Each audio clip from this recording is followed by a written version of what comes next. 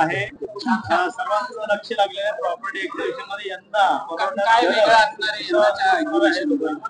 चालू आहे. आम्ही असं सांगतो की प्रॉपर्टी एक्झिबिशन मध्ये सर्वांसाठी घरे आहे. एक लो इन्कम हाऊसिंग साठी पण घरे आहे, हाय इन्कम हाऊसिंग साठी आहे. घर ॲज लो एज 35 लाख पासून ते चालू होणार आहे. भिवंडी चालेल, घोडबंदर असेल, काय पण. आणि खूप चांगले घर आहे. आता ठाणा फक्त घर नाही, एक तुम्हाला पूर्ण एक लाईफस्टाईल प्रोजेक्ट देतोय. सर्वांचा तुम्ही येऊन प्रोजेक्ट बघा, तुमचा चॉईस करा आणि फ्लॅट घ्या. या एक्सपोला कोण कोण येणार आहे? या एक्सपोला माननीय आपले डेप्युटी सीएम पालकमंत्री एकनाथ शिंदे साहेब येणार आहेत. ट्रान्सपोर्ट मिनिस्टर माननीय प्रताप सरनाईक साहेब आणि police commissioner of Thane, collector of Thane आणि म्युन्सिपल कमिशनर ऑफ ठाणे हे सर्व ओपनिंग साठी येणार आहे. बाकी आम्ही सर्वांनी हॉनरेबल सीएम ज्याला पण इन्व्हिटेशन दिले आहे, त्यांचं कन्फर्मेशन आतापर्यंत बाकी आहे.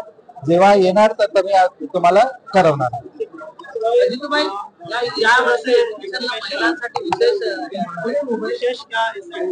आम्ही असा ठेवलेला आहे की गव्हर्नमेंट ऑफ महाराष्ट्राने महिलांसाठी 1% स्टॅम्प ड्युटी मध्ये सूट दिलेली आहे.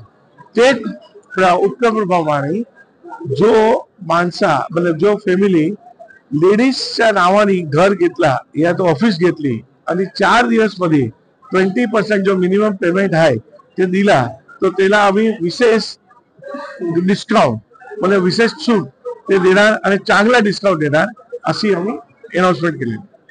परवडणाऱ्या घरासाठी असं म्हाडा असेल, सिडको असेल, आपल्याकडे कुठेतरी ही लोक ओळखत नाही, त्यामुळे आपल्याकडे वेगळं नाही. आम्ही आमच्या प्रायव्हेट मध्ये 30 lakhs पासून घर आहे.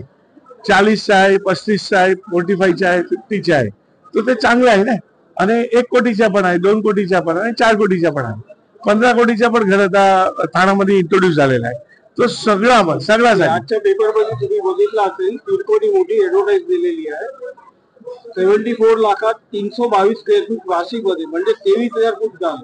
ते पण काही परवडणारी असेल की नाही ते माहित नाही, पण ठाण्यामध्ये तुम्हाला 40 ते 42 लाख पासून चालू केल्यानंतर तुम्हाला 3-3.5 कोटी पर्यंत घर भेटत आहे. शहरीकरण वाढतंय पार्किंग साठी डीपीटीसीआर मध्ये जो रूल आहे म्युन्सिपल कॉर्पोरेशनच्या डेव्हलपमेंटच्या, त्याच्यामध्ये लई मोठी तरतूद केलेली आहे.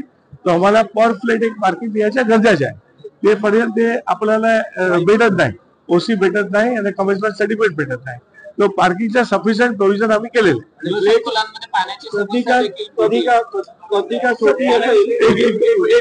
छोटी असेल तर 2 शताधिकामध्ये एक गाडी पार्किंगच्या प्रोव्हिजन आहे. सगळी प्रोव्हिजन सगळे नवीन डीसीआर मध्ये केलेले आहे. ठाण्यामध्ये मोठे मोठे प्रोजेक्ट आहेत, अदानीचा प्रोजेक्ट येतो आहे, त्यांना पाण्याचा इश्यू होत नाही, पण आपल्याला हा पाण्याचा इश्यू सगळं बघायला हिरानंदानी मध्ये पण मी राहतो, तिकडे पण पाणीचा इश्यू आहे. असं काय नाही. एक तुम्हाला सांगतो की एक पाणीची काय कमी नाही आहे. डिस्ट्रीब्युशन सिस्टम आता पूर्ण ठाण्यात तुम्ही बघणार की पूर्ण ठाण्यात आता वॉटर लेईनच्या पाईपचाच काम चालू आहे. ते डिस्ट्रीब्युशन सिस्टम आणि ESR झाला ना तर पाणीची प्रॉब्लेम मिनिमम 50% सॉल्व्ह होणार. आणि बाकी गव्हर्नमेंटच्या लेवल मध्ये मोठा काय प्रकल्प चालू असतात ते आता होणार आहे. ते पण ते प्रकल्प चालू होणार लवकरच.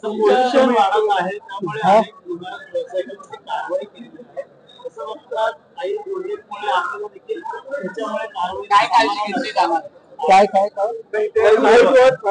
जनरली नेहमी सगळे डेव्हलपर्स आहे ते पाणीचे छंटकाव करतात, ताकी डमरी वगैरे काहीतरी दूरचं ते उडत नाही. सगळी साईटवर 22 फुटाच्या पत्र्याची बाउंड्री केलेली आहे. सगळे प्रोव्हिजन जे काही गव्हर्नमेंट ठाणा म्युन्सिपल कॉर्पोरेशन बाधित करतील ते सगळं डेव्हलपर ते मान्य करतील आणि ते प्रमाणे कार्य करतील.